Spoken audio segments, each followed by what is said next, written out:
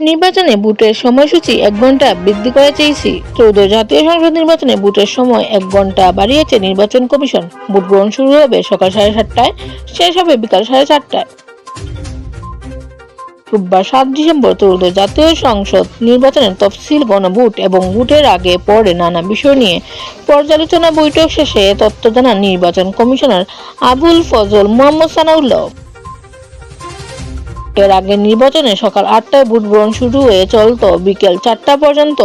এরপর ভোট গণনা শুরু হতো। নির্বাচন কমিশনার আবুল ফজল মোহাম্মদ সানাউল্লাহ জানান, চলতি সপ্তাহে তফসিল ঘোষণা করা হবে।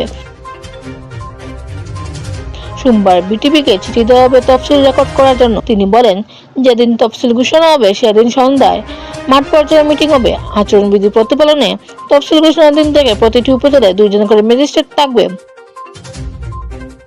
ভোটের 5 দিন আগে ম্যাজিস্ট্রেট বাড়ানো হবে। এই নির্বাচন কমিশনার বলেন, ভোটের আগের রাতে ব্যালট পৌঁছে যাবে ভোট কেন্দ্রে।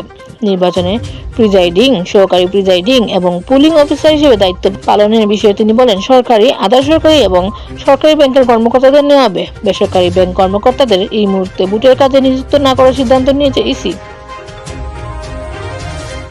ভোটের দিন সাধারণ ছুটি থাকবে জানিয়ে তিনি বলেন, ব্যাংক, পোস্ট অফিস খোলা থাকবে ইসির প্রয়োজন অনুযায়ী।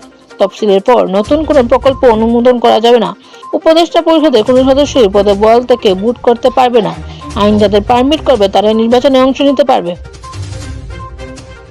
নির্বাচনী পোস্টার নিয়ে তিনি বলেন, তফসিল ঘোষণার পর 48 ঘন্টা সময় দেওয়া হবে পোস্টার সরাতে। না সরালে কঠোর ব্যবস্থা নেওয়া হবে। প্রবাসী ভোটারদের জন্য সোমবার থেকে ব্যালট ছাপানো হচ্ছে বলে জানান সানাউল্লাহ। সালমা ইসলাম, দেশ 24 লাইভ, সিলেট।